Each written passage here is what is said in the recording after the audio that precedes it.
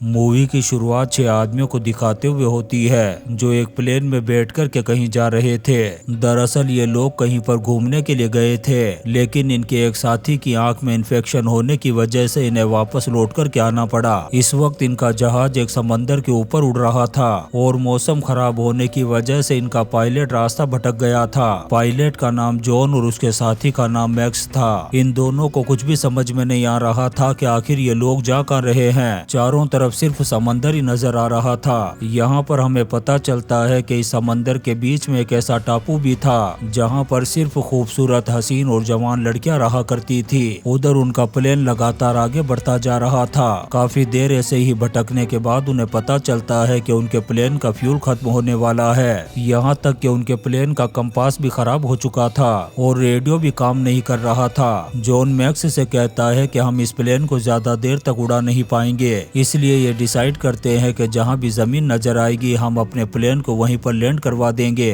तभी इनके ग्रुप के एक आदमी विल को वो टापू नजर आता है। ये देख कर के जॉन फैसला करता है कि वो अपने प्लेन को वहीं पर लैंड कराएगा। दरअसल ये वही टापू था जहां पर बहुत सारी खूबसूरत हसीनाएं रहती थी। अब जैसे ही अपने प्लेन को उस टापू पर लैंड कराते हैं, वहीं पेड़ों के पीछे छुपी हुई दो लड़कियां उन्हें देख लेती है। जॉन ने भी अपने प्लेन को समंदर में लैंड करा दिया था और तेजी से वो किनारे की तरफ आ रहा था। वो लड़कियां भी उस प्लेन को किनारे की तरफ आता हुआ देख रही थी। फिर कुछ ही देर बाद वो प्लेन किनारे पर पहुंच गया था। किनारे पर आते ही सबसे पहले डैनी प्लेन से बाहर निकलता है और उसके पीछे पीछे माइक आता है। डैनी नीचे उतरने के बाद आसपास की जगह को देखने लगता है। वहीं हम स्टू को देखते हैं जिसकी आंखों में इन्फेक्शन हुआ था। वो भी इनके पीछे पीछे प्लेन से नीचे उतर गया था। यहाँ पर खड़े होकर के ये सभी सोचते हैं कि इस टापू पर जरूर कोई तो रहता होगा जो इनकी मदद कर सकता है। उधर डैनी इधर उधर देख रहा था। तभी उसे एक पिग भागता हुआ दिखाई देता है। तब वो फौरन गोली मार करके उसका काम तमाम कर देता है। थोड़ी ही देर बाद रात हो जाती है और ये सभी लोग किनारे पर ही सोने का फैसला करते हैं। वहीं डेव जब बाथरूम करने के लिए कोने में जाता है, तभी यहाँ पर वो एक इंसानी खोपड़ी को देखता है जिससे उसकी पैंट गीली हो गई थी। वो डर के मारे जोर जोर से चिल्लाने लगता है। उसकी आवाज को सुनकर के उसके सभी साथी भाग करके उसके पास आते हैं। उस खोपड़ी को देख कर के इन्हें लगने लगता है कि जरूर यहाँ पर आदिवासी रहते होंगे और उन्होंने ही इस इंसान का शिकार किया होगा।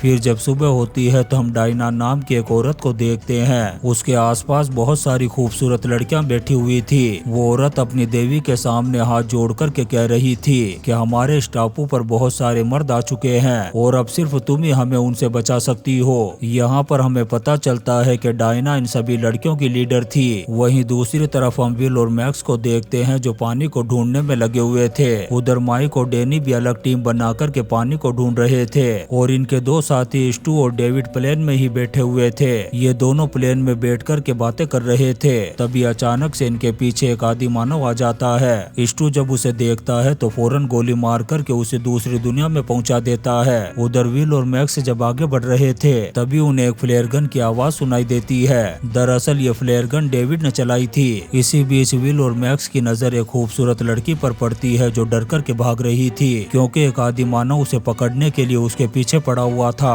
अब उस लड़की की नजर जैसे इन दोनों पर पड़ती है तो वो डर कर के दूसरी तरफ भागने लगती है। अब विल तो उस लड़की के पीछे चला गया था। वहीं मैक्स उस आदि मानव को गोली मार कर के ऊपर पहुंचा देता है। उधर वो लड़की डरी और घबराई हुई बहुत तेज स्पीड में लगातार भागे जा रही थी। विल भी उसका पीछा करते हुए उसे दबोच लेता है, लेकिन वो लड़की उसके हाथ पर काट करके भाग जाती है। दूसरी तरफ माइक और डैनी भी एक लड़की को देखते हैं, लेकिन जब उस लड़की की नजर इन पर पड़ती है तो डर करके वो भी भाग गई थी। उधर हम विल और मैक्स को देखते हैं जो एक जाल में फंस जाते हैं। दरअसल ये जाल उन्हीं लड़कियों ने फेंका था। उन लड़कियों ने इन्हें चारों तरफ से घेर लिया था और डायना इन्हें जान से मार करके दूसरी दुनिया में पहुंचाना चाहती थी। तभी यहाँ पर माया नाम की वो लड़की आती है जिसके पीछे आदि मानव पड़ा हुआ था। वो यहाँ आकर के डायना से कहती है कि इनको मत मारो क्योंकि इन दोनों ने मुझे आदि मानव से बचाया था। माया की बात सुनकर के डायना यहाँ से चली जाती है। इसके बाद माया इनके जाल को काट करके इन्हें आजाद करती है और यहाँ से चली जाती है। तभी हम डैनी और माइक को देखते हैं जो उसी जगह पर पहुँच गए थे जहाँ पर कुछ देर पहले डायना अपनी देवी के सामने प्रार्थना कर रही थी। उधर विल और मैक्स जब अपने जहाज के पास पहुँच कर के सीढ़ियों को नीचे लाते हैं तभी उस आदि मानव की लाश नीचे आकर के गिरती है। ये देख कर के दोनों जल्दी से प्लेन के अंदर जाते हैं और डेव से से उस आदि मानव के बारे में पूछते हैं। इसी बीच हम उन लड़कियों को देखते हैं जो उस आदि मानव की लाश को उठा करके अपने साथ ले जाती हैं, जिसे मैक्स ने मारा था। इसके बाद डायना सभी लड़कियों को जमा करके उन्हें बताती है कि मेरी अभी अभी देवी से बात हुई है, उसने मुझे अलर्ट किया है कि हमारे टापू पर एक बहुत बड़ी मुसीबत आने वाली है। डायना की बात सुनकर के सभी लड़कियां बुरी तरह से डर जाती हैं और घबराहट के मारे उनकी पैंटें भी गीली हो गई थी। जब रात होती है तो वो सभी मर्द समंदर के किनारे ही सोते हैं। जैसे ही सुबह होती है, डेव उस आदि मानव को दफनाने की तैयारी करता है जिसे उसने प्लेन में गोली मार करके मार दिया था। अब वो उस आदि मानव को दफना पाता इससे पहले ही वो सारी लड़कियां यहाँ पर आ जाती हैं। इन लड़कियों को देख करके ये सभी भी डेव के पास आ गए थे।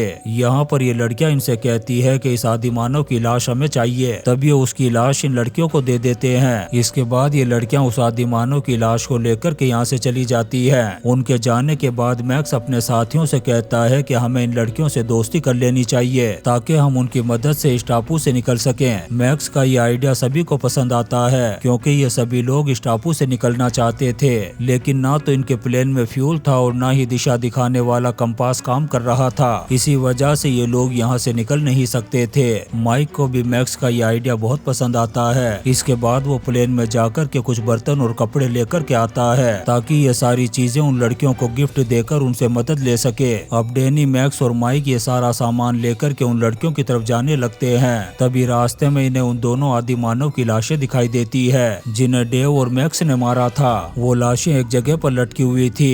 ये देख कर के इन तीनों को लगने लगता है कि शायद वो लड़कियां हमें डराना चाहती हैं, लेकिन ये इन लाशों से बिल्कुल भी नहीं डरते और आगे बढ़ जाते हैं। उधर डैनी और विल एक लड़की को देखते हैं तो उसके पीछे चले जाते हैं। इधर ये तीनों उसी जगह पर पहुंच गए थे जहां पर वो सभी लड़कियां प्रार्थना किया करती थी। तभी अचानक से वो सारी लड़कियां यहाँ पर आ जाती हैं और इन्हें चारों तरफ से घेर लेती है। डायना भी इन तीनों को यहाँ पर देख कर के बहुत ज्यादा गुस्से में नजर आ रही थी। तभी डैनी डायना से कहता है कि हम लोग तुमसे दोस्ती करना चाहते हैं। इतना कहकर के वो कपड़े और बर्तन उसकी तरफ फेंकता है। वो डायना से कहता है कि ये गिफ्ट तुम्हारे लिए है, लेकिन डायना गुस्से में कहती है कि हमें तुम्हारे गिफ्ट नहीं चाहिए। अब डायना की बात सुनकर के इन तीनों के इंडिकेटर लग गए थे और डर के मारे चुपचाप यहाँ से खिसक लेते हैं, लेकिन इन्होंने कपड़े और बर्तन यहीं पर छोड़ दिए थे। उनके जाते ही वो सभी लड़कियां बर्तन और उन कपड़ों पर टूट पड़ती है जो उन्हें बहुत ज्यादा पसंद आता है। लेकिन वही डायना का इन सारी चीजों को देख कर के दिमाग खराब हो गया था। फिर कुछ देर बाद हम माया को देखते हैं जो इनके दिए हुए कपड़ों को पहन कर के मैक्स के पास आती है। वो डायना को बताए बगैर ही मैक्स के पास आई थी।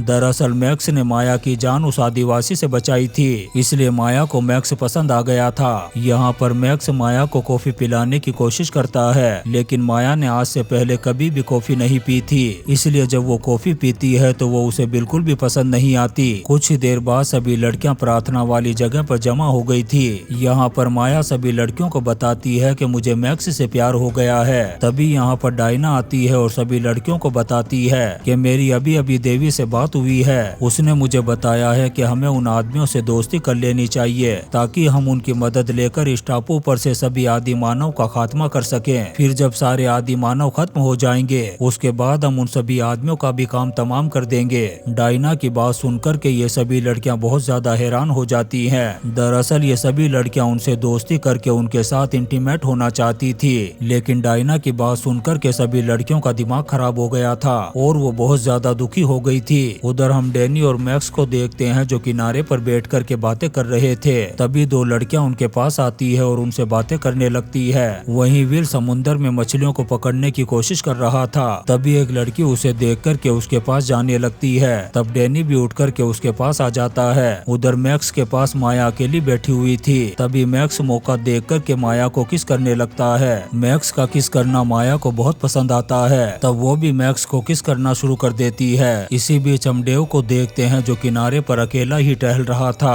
उधर एक लड़की ने माइक से भी दोस्ती कर ली थी। वहीं एक लड़की जब पेड़ पर चढ़ कर के उसके लिए नारियल तोड़ रही थी, तभी वो समुद्र में कुछ आदिवासियों को देखती है जो एक नाव में बैठ कर के उन्हीं की तरफ आ रहे थे। वो लड़की चिल्ला कर के सभी को अलर्ट करती है और फिर ये सभी लोग एक जगह पर छुप जाते हैं। कुछ ही देर में वो आदिवासी लोग किनारे पर पहुंच गए थे। जब वो अपने साथियों की लाशों को पेड़ पर टंगा हुआ देखते हैं तो उनका दिमाग खराब हो जाता है। वहीं डेव इन आदिवासियों से अनजान एक जगह पर बैठ कर के धूप सेक रहा था। तभी एक आदिवासी उसके करीब करीब आता है और उसका काम तमाम कर देता है। कुछ देर बाद वो आदिवासी अपने साथियों की लाशों को लेकर के यहाँ से चले जाते हैं। उनके जाने के बाद जब ये सभी लोग बाहर आते हैं तो डेव की लाश को देखते हैं जिसे उन आदिवासियों ने बड़ी बेरहमी से मार दिया था। डेव की लाश को देख कर के सभी बहुत ज्यादा दुखी हो गए थे। फिर वो उसे यहीं पर दफना देते हैं। कुछ देर बाद माया और मैक्स जब टहल रहे थे तभी इन्हें एक पुराना जहाज नजर आता है। तब ये दोनों उसके अंदर जाकर के चेक करने लगते हैं। उधर डायना के कहने पर सभी लड़कियां इन आदमियों को घेर लेती है। वहीं जहाज में माया और मैक्स को एक लाश मिलती है जिसे देख कर के माया मैक्स से कहती है कि यही तो हमारी देवी है। फिर ये दोनों जहाज से बाहर आ गए थे। तब माया मैक्स से कहती है कि डायना हमसे शुरू से ही झूठ बोल रही थी कि देवी जिंदा है और वो उससे बातें करती है। माया की बातें मैक्स को बहुत अजीब लग रही थी। तब वो फिर से छानबीन करने के लिए जहाज में जाता है ताकि सच्चाई का पता लगा सके। यहाँ पर उसे एक डायरी मिलती है जिसे वो पढ़ने लगता है। तब उसे पता चलता है कि कई सालों पहले देश में एक युद्ध शुरू हो गया था जिसकी वजह से सभी को उस देश को छोड़कर के भागना पड़ा। इसी देश में मारिया नाम की एक सिस्टर छोटी लड़कियों का एक अनाथ आश्रम चलाती थी और जब युद्ध शुरू हुआ तब वो सभी लड़कियों को लेकर के एक जहाज में आ गई थी। जब वो जहाज आसमान में उड़ रहा था तभी अचानक से मौसम खराब हो गया और वो जहाज एक वीरान टापू पर जाकर के क्रैश हो गया। अब उस हादसे में सभी लड़कियां तो बच गई थी लेकिन सिस्टर मारिया बुरी तरह से जख्मी हो गई थी और वहीं प्लेन का पायलट मारा गया था। उस वक्त डायना 10 साल की थी और वही मारिया के साथ साथ सभी लड़कियों का अच्छे से ख्याल रखती थी। फिर जैसे जैसे डायना जवान होती गई खुद को सभी लड़कियों का लीडर मानने लगी। फिर कुछ साल बाद मारिया की मौत हो गई और डायना उन सभी लड़कियों की लीडर बन गई। लेकिन वो सभी लड़कियों से झूठ बोलती रही कि मारिया कोई देवी है जिसने हम सभी की जान बचाई थी और इसी वजह से वो उस क्रैश हुए जहाज में किसी को भी जाने नहीं देती थी। डायना सभी लड़कियों से झूठ कहती थी कि वो देवी अभी भी जहाज में जिंदा है और सिर्फ मुझसे बात करती है। इस पूरी डायरी को पढ़ने के बाद मैक्स समझ जाता है कि डायना एक पागल औरत है। यहीं पर उसे दिशा दिखाने वाला एक कंपास भी मिल गया था। वहीं दूसरी तरफ वो सभी लड़कियां उन आदमियों के हाथों को बांध रही थी। डायना सभी लड़कियों से कहती है कि हमें इन सभी आदमियों को आदिवासियों के हवाले कर देना चाहिए ताकि वो लोग खुश हो जाए और हम पर कभी भी हमला न करे। तभी यहाँ पर मैक्स और माया भी आ जाते हैं। यहाँ पर मैक्स सभी लड़कियों को डायना की सच्चाई बता देता है। ये सुनकर के वो सभी लड़कियां डायना को मौत के घाट उतार देती हैं। फिर जब सुबह होती है तो ये सभी उस टापू से निकलने का फैसला करते हैं। इनके पास जो कंपास था वो बता रहा था कि पास ही एक और टापू है। अब जैसे ये जाने लगते हैं तभी आदिवासी कबीले के लोग इन पर हमला कर देते हैं। आदिवासी लोग इन्हें रोकने की बहुत कोशिश करते हैं लेकिन मैक्स और उसके साथी यहाँ से प्लेन में बैठ कर के उड़ चुके थे। कुछ ही देर बाद ये सभी उस दूसरे टापू पर पहुँच गए थे और इसी सीन के साथ ये शानदार movie mysterious island of beautiful women खत्म हो जाती है। दोस्तों हम आपके लिए ऐसी ही इंटरेस्टिंग मूवीज एक्सप्लेन करते रहेंगे तो आप चैनल को सब्सक्राइब जरूर करें और लाइक और कमेंट्स भी करें। Thank you.